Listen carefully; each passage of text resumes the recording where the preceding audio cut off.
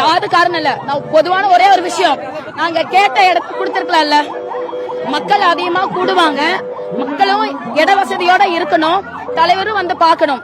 தளபதி சும்மா வந்தாலே கூட்டமா தான் வரும். இன்னைக்கு அவர் ஒரு கட்சி தலைவரா வர்றப்போ இன்னும் எதிர்பார்ப்போடு அதிகமான மக்கள் வரத்தான் செய்வாங்க.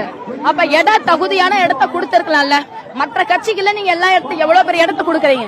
அப்ப தமிழக வெற்றி கழகத்துக்கு இடம் கொடுத்திருக்கலாமே, ஏன் கொடுக்க மாட்டேங்கிறீங்க? சென்னை ஹைகோர்ட்லயே எல்லா கட்சிக்குமே ஒரே மாதிரியான அனுமதி தான் கொடுக்கணும்னு சொன்னாங்க. ஆனா ஏன் தமிழக வெற்றி கழகத்துக்கு கூட கொடுக்க மாட்டேங்கிறீங்க? இன்னைக்கு எவ்வளவு ஆம்புலன்ஸ் போகுது. நாளைக்கு நியூஸ்ல என்ன போடுவீங்க? விஜய் வந்தாரு, அவர் பாட்டு பேசிட்டு போயிட்டாரு, அவரை பார்க்க வந்தனால மக்கள் எத்தனை பேர் அவதிக்கு விட்டாங்க, அதெல்லாம் அவர் கண்ணுக்கு தெரியுமான்னு கேட்பாங்க. ஆனா இப்ப நான் பேசுறது எல்லாமே எங்க தலைவருக்கு அதுக்கு போகும்.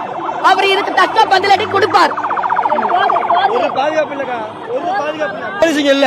எதுக்கு வராங்க, எதுக்கு போயிருந்தல அங்க பேர் கட்டுற வரைக்கும் ஆப்படி வச்சிருந்தாங்க.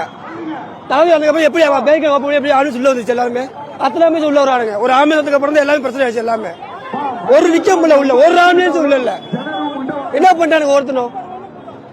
போலீஸுக்கு ஒரு பாதுகாப்பு கொடுக்க முடிஞ்சு எத்தனை குழந்தைங்க உயிர் போயிடுச்சு தெரியுமா? எத்தனை பேர் மயக்க முடியாது. ஒரு தண்ணி கூட கொடுக்க முடியல. எதுக்கு அப்படி மீட்டிங் எதுக்கு கொடுத்தீங்க முதல்ல? Download ShareChat.